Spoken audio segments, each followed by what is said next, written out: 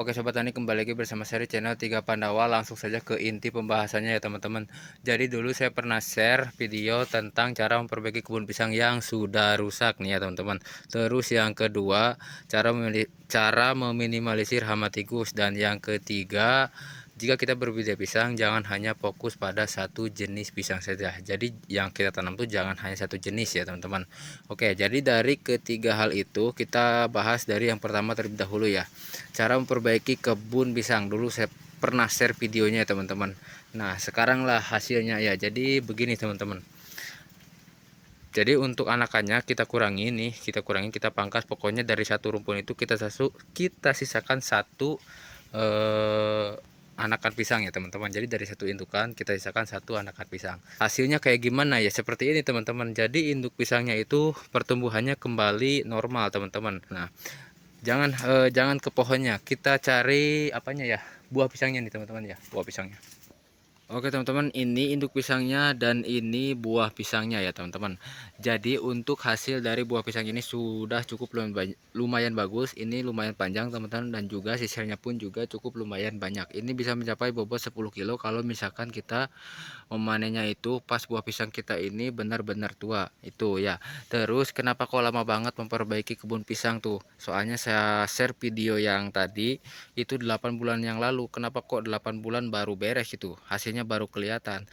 Jadi gini teman-teman, faktor utamanya itu dari modal ya, dari modal. Karena memperbaiki kebun pisang memperbaiki kebun pisang yang sudah rusak itu tidak cukup satu kali perawatan teman-teman, tidak cukup satu kali pemupukan. Jadi kita harus melakukannya itu secara berkala.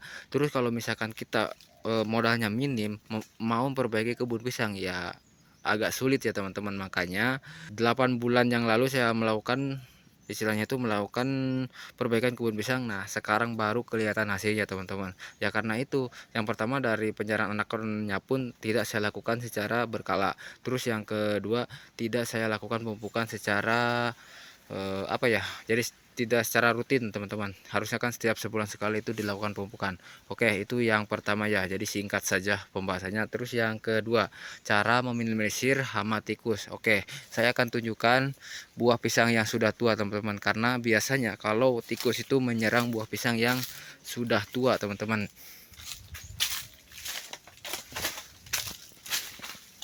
Oke, ini belum terlalu tua, tapi ini udah jadi target hama tikus teman-teman kalau lagi musimnya ya.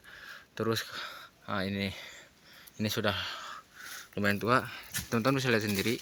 Ini mulus ya teman-teman ya, jadi enggak terserang hama tikus. Jadi itu ya teman-teman, cara meminimalisirnya itu kita harus melakukan pembersihan kebun pisang kita. Jadi jangan sampai berantakan teman-teman ya, jangan sampai berantakan.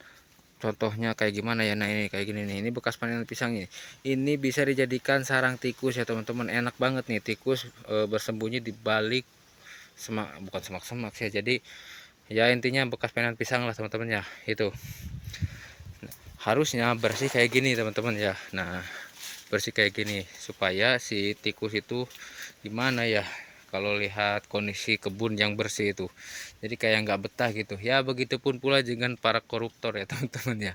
Kalau lingkungannya bersih, rapi, jujur ya insya Allah, kalau koruptor itu mikir dua kali kalau lingkungannya jujur ya. Oke, itu ya pembahasannya ya. Jadi cara meminimalisir hama tikus ya seperti itu teman-teman. Itu yang pertama ya. Jadi kita harus melakukan pembersihan kebun pisang kita itu, buat kebun pisang kita itu bersih, rapi, intinya terawat ya teman-teman. Jangan sampai sampahnya atau bekas panen pisang itu berserakan di mana-mana. Oke, terus kalau misalkan belum cukup, buktinya ini saya tunjukin lagi nih teman-teman nih ya. Ini enggak ada yang apa, enggak ada yang dimakan tikus. Oke, nah terus saya tunjukin lagi, mana ya, ini belum cukup tua.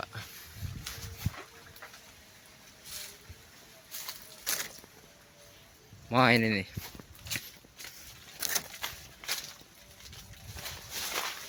Nah ini seharusnya sudah jadi target makanan empuk ya buat si tikus nih.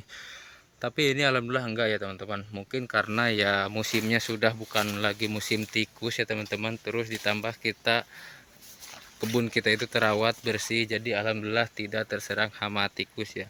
Oke, sekarang kita masuk ke pembahasan yang ketiga teman-teman.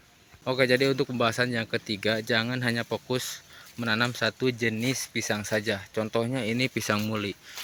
Dari 300 bata, kurang lebih 300 bata lahan yang saya tanam ini semuanya pisang muli teman-teman. Kejadian sekarang ya, harga pisang muli sekarang berapa? Cuman 2.500 per kilo. Awal saya panen bisa menginjak 4.000 per kilo teman-teman. Oke, sekarang kejadian harganya cuman 2.500 per kilo. Nggak apa-apa 2.500 per kilo juga, yang penting bobotan pisang kita itu berat. Tapi kalau misalkan harganya murah, ngejualnya susah, itu yang repot ya teman-teman. Oke, jadi saya sarankan untuk menanam pisang itu jangan hanya satu jenis pisang saja, kecuali kita sudah punya pengepul tetap ya teman-teman, bisa dibilang pengepul tetap lah. Jadi kita nanam satu jenis pisang tapi kita punya pengepul tetap. Syukur-syukur bekerja sama dengan PT ya teman-teman. Tapi rata-rata PT itu mencarinya bukan buah pisang muli, teman-teman ya, tapi pisang Cavendish. Kalau pisang muli ini ya nggak masuk ya teman-teman, ke supermarket nggak masuk, paling juga masuknya ke pasar terus dijadikan hidangan di di hajatan ya teman-teman. Oke, jadi untuk cara memperbaikinya, bukan perbaiki sih, jadi cara mengatasinya jika kita sudah terlanjur menanam pisang muli ya, pisang muli atau terlanjur hanya menanam satu jenis pisang saja, kita ganti secara bertahap teman-teman. Nih, saya sudah ganti dengan pisang usuk teman-teman. Ini juga nih sudah saya ganti dengan pisang usuk. Oke, ini lagi nih. Oke, ini itu ke sana. Nah, itu sudah saya ganti dengan pisang usuk teman-teman. Terus kenapa saya menggantinya itu secara bertahap, enggak keseluruhan? Modalnya besar teman-teman, prosesnya pun juga lama. Terus kalau misalkan kita ganti semuanya dengan pisang usuk, tidak dilakukan secara berkala, ini pisang kayak gini nih harusnya sudah tua terus kita panen, nggak bisa kita panen ya. Intinya pemasukan kita dari pisang muli itu nggak ada teman-teman ya. Jadi ya kita kehilangan pemasukan kalau misalkan kita menggantinya secara langsung teman-teman ya. Jadi lebih baik kita lakukan secara bertahap.